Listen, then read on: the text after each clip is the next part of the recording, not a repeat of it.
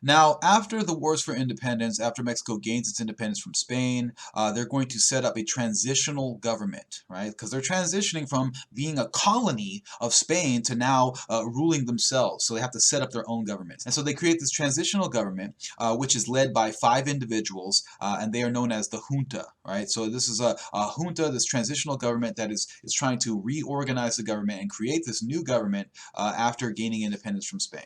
One of the individuals on this junta is Augustin de Iturbide, and we talked about Iturbide earlier, right? He was a Spanish military leader who joined forces with the rebels to successfully overthrow the Spanish government there in New Spain. So Iturbide, he's on this junta, right? He's part of this transitional government. Eventually, though, he's going to use his influence with the military because he's actually made a general in the military while also sitting on the junta. He's going to use his influence in the military to actually pressure the junta into making him the emperor. Okay, so Augustin de Iturbide is actually going to become a caudillo. Caudillos are strong, charismatic military leaders who are able to sometimes take over governments. And so Iturbide, using his influence in the military, is actually going to pressure the junta into making him the first emperor of Mexico. So he's going to become Emperor Augustine the First. His birthday is going to become a national holiday.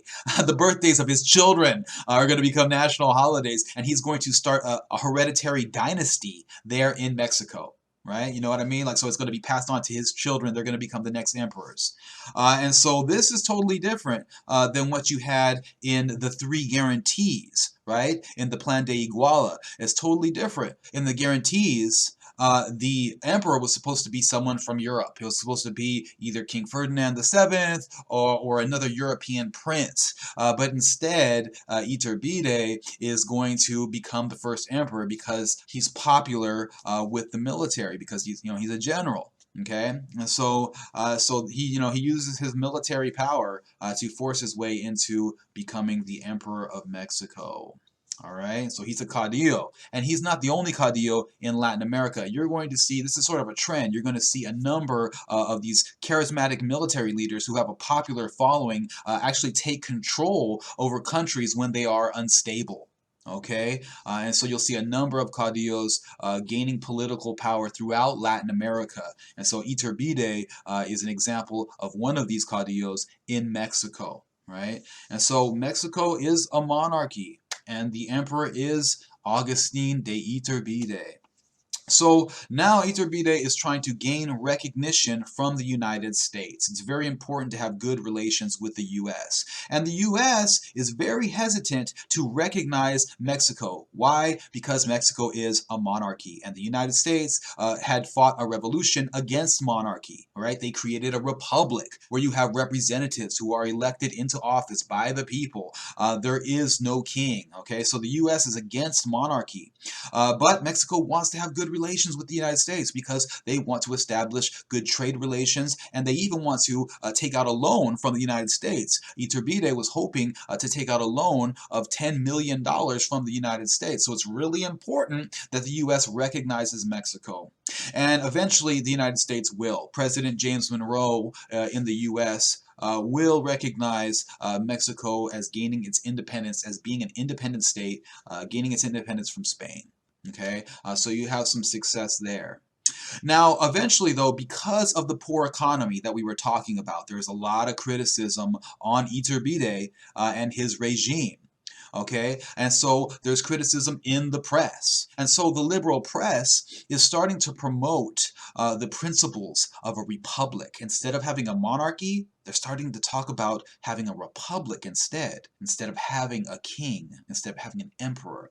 Okay, and so you're starting to hear talk about having a Mexican republic, and there's a lot of criticism of Iturbide and his regime in the press. So how does Iturbide react? He is actually going to suppress these newspapers, right, which are criticizing him. And so that is one act which is going to actually bring more criticism from the people. right? Because he's not allowing for a free press. Also, Iturbide is going to arrest a number of his political enemies. Remember, Mexico is a constitutional monarchy, so even though you have a monarch, you have a king, there still is a parliament. And many members of the parliament are starting to criticize Iturbide because the country is in shambles. And so eventually, Iturbide is going to get a list of the names of these individuals, and he's going to have them arrested, right? Imagine members of Congress being arrested because they're enemies of the president. Like here in the United States, something similar to that. And so this is going to actually bring more criticism on Iturbide, right? Even people that supported him are going to start to criticize him because of this arrest of his political enemies. And finally, Iturbide is simply going to dissolve the entire Congress and just rule the country as a monarch. Okay, and so that's kind of ending the principles of a constitutional monarchy because he is dissolving the Congress, right? Imagine that. Imagine if the president of the United States just dissolved Congress. All right, that's it. No more Congress. I'm going to rule the country myself. Okay, that's the type of thing that you have there. And so this is creating political instability in Mexico, right? There's political instability, there's economic instability, and so this is going to be a problem for the Emperor Iturbide there in Mexico. This is going to lead to his fall. And so eventually you're going to see a revolution against Iturbide, and it's led by one of his military commanders, a man by the name of Antonio Lopez de Santa Anna.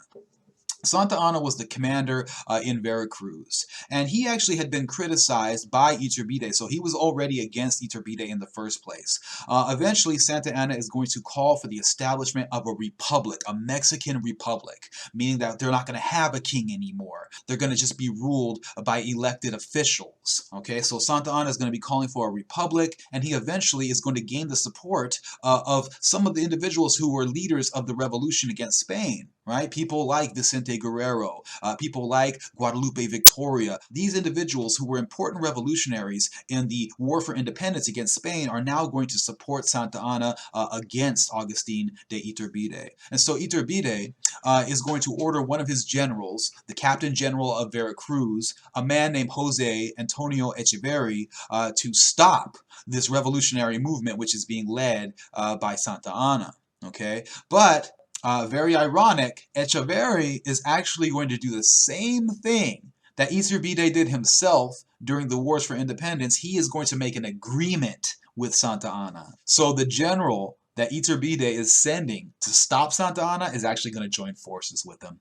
Okay, and so together, Santa Anna, with the support of these other revolutionary leaders from the War of Independence, and now the General Echeverri, together, their military force is going to have a number of victories, and ultimately they are going to force Iturbide to give up the throne. Okay, so this is the abdication of Iturbide. He's going to be giving up the throne. He's no longer going to be the Emperor of Mexico. And Mexico is now on the road to becoming a republic. Like the United States, it's a republic, different form of government, no king. Okay, and so Iturbide is going to actually go into exile. He's going to be given a fairly comfortable pension, and he's going to go live in Europe, right? But he doesn't live happily ever after. We're going to talk about what happens to Iturbide a little bit later. Okay, so ultimately, Mexico gains its independence from Spain. It starts off as a constitutional monarchy with its first emperor, Augustin de Iturbide, but because of political and economic problems, you're eventually going to see the establishment of a republic in Mexico when Iturbide is overthrown by forces led by Antonio Lopez de Santa Anna and other revolutionary leaders. So that brings us to the end of this lecture. If you have any questions, go ahead and email me and I will get back to you.